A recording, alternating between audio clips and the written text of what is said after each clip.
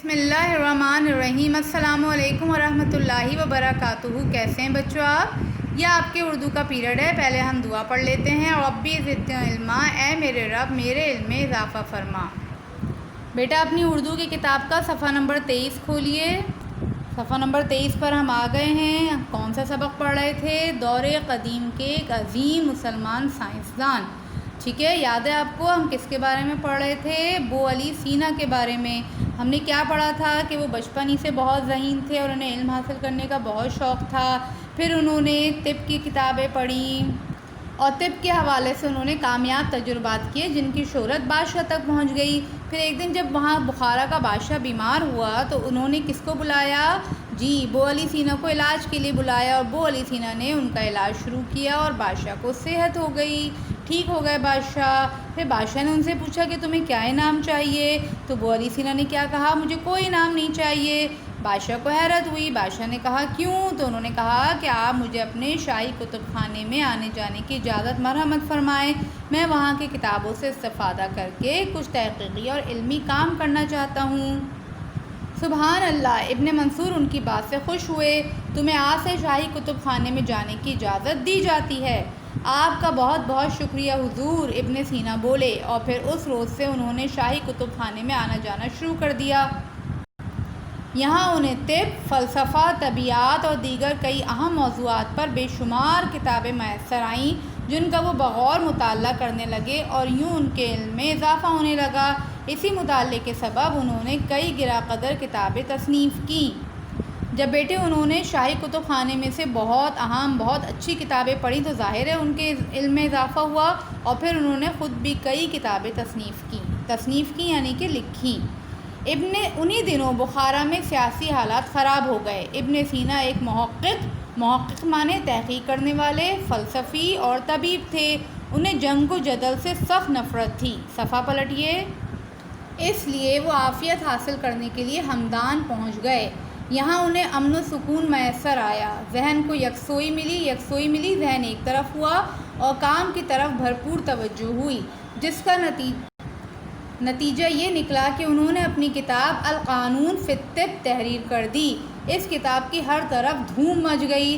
جب بیٹے ذہن یکسو ہوتا ہے یعنی کہ اس کو چین میسر آتا ہے، اس کو پریشانی نہیں ہوتی، تو انسان اپنے کام زیادہ اچھے طریقے سے کر سکتا ہے۔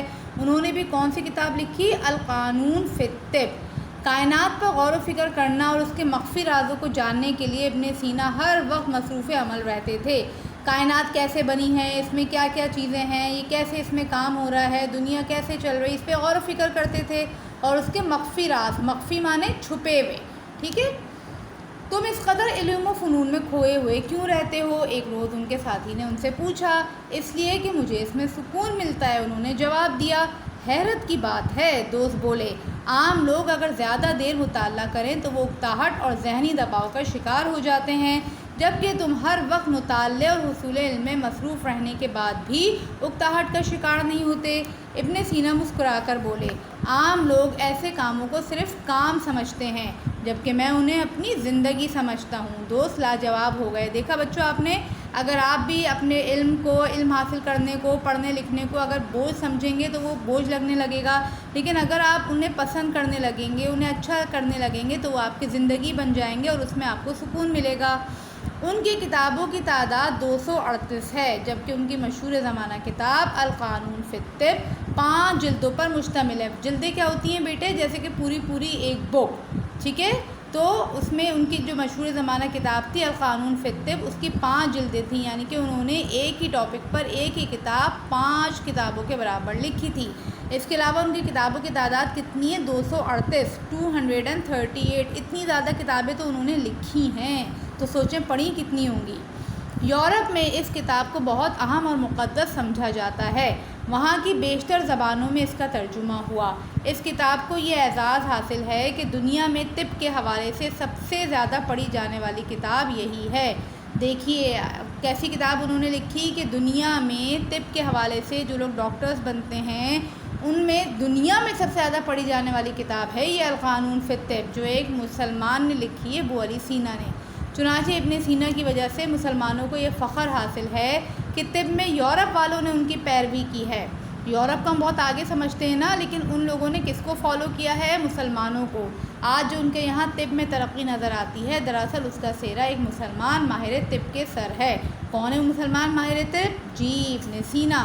ساتھ ہی مسلمان اس بات پر بھی بلا شبہ فخر کر سکتے ہیں، ابن سینا ایسے عظیم سائنسدان اور ماہر طب تھے کہ ان کی کتاب القانون فی الطب کئی صدیوں تک یورپ کی یونیورسٹیوں میں پڑھائی گئی۔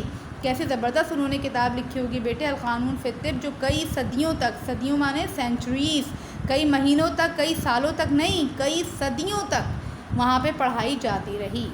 ٹھیک ہے بیٹے، اب اگلے صفحے پر آئیے۔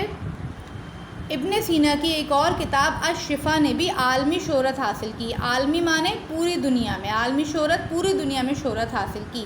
ابن سینا کے متعلق اہم باتیں درج ذیل ہیں۔ نمبر 1، انہیں نئے اور پرانی مغربی اور مشرقی سائنسدان امام اعظم مانتے ہیں۔ امام اعظم سب سے بڑا امام، سب سے بڑا ٹیچر۔ نمبر 2، انہیں یہ اعزاز حاصل ہے کہ پیرس یونیورسٹی میں ان کی تصاویر نہایت عقیدت و احترام کے ساتھ لگائی گئی ہیں۔ نمبر 3، ان کی کتاب کا 12 صدی عیسوی میں لاطینی زبان میں ترجمہ ہوا۔ کتاب 17ویں صدی تک یورپ کے اسکولوں میں نصابی کتب میں پڑھائی جاتی رہی۔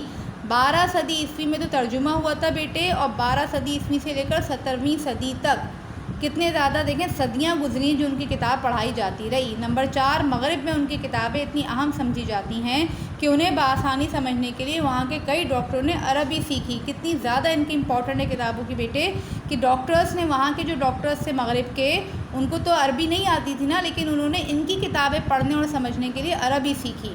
نمبر 5، طبی تجربات کی شہرت کی وجہ سے انہیں الشیخ الرئیس، حکیم الشیخ اور حجت الحق علی الحق کے لقب دیے گئے ہیں۔ بلا شبہ ابن سینا ایک ایسے مسلمان سائنسدان تھے جن پر مسلمان ہمیشہ فخر کرتے رہیں گے۔ انہوں نے 1037 میں ہمدان میں وفات پائی۔ اس وقت ان کی عمر 60 سال تھی۔ 60 سال کے ہو کے وہ اس دنیا سے گئے، اور کتنا زیادہ کام کر کے گئے۔ اللہ تعالیٰ نے ان کے وقت میں کتنی برکت رکھی تھی کہ انہوں نے اپنی تمام صلاحیتوں کو استعمال کرتے ہوئے کتنے اچھے کام کیے، اور دنیا کے لیے انہوں نے آسانیاں پیدا کی۔ ٹھیک ہے بیٹے، آپ اس سبق کو دوبارہ پڑھیے گا اور اس کے مشکل الفاظ کو انڈر لائن کیجیے گا۔ جزاک اللہ۔ السلام علیکم ورحمۃ اللہ وبرکاتہ۔